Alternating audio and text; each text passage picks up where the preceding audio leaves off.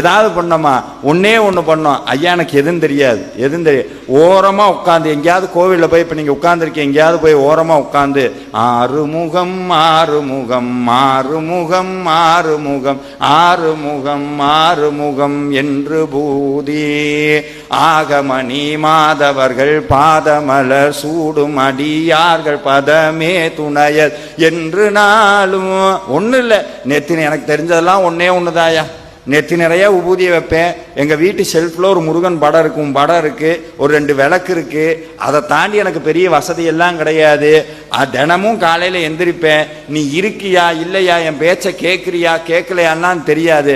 ஆனால் என் கடமை உன்னை பற்றி பாடுறது.